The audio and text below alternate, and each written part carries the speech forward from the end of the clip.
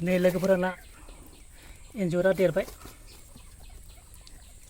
इंलिसाव गिनिपिग होनो गिनिपिग सेसा बायदि नुखायो एखेबारे लानजाय गैया नै सेम सेसा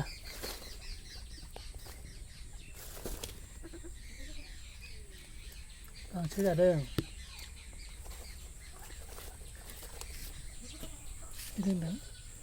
नैबेयावहाय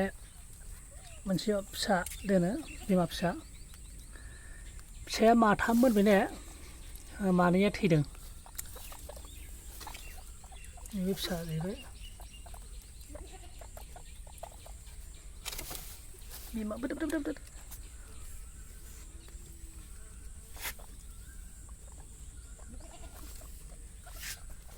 ये दोस्तों बहुत प्यारा है ना बहुत सुंदर है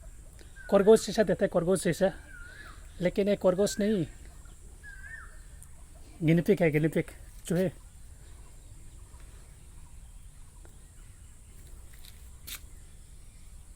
देखने में बहुत सुंदर है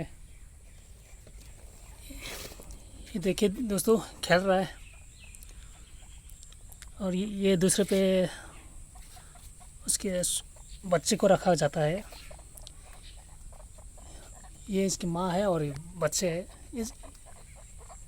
इनका 3 बच्चे थे और 2 मर गए हैं और अभी एक बच्चा है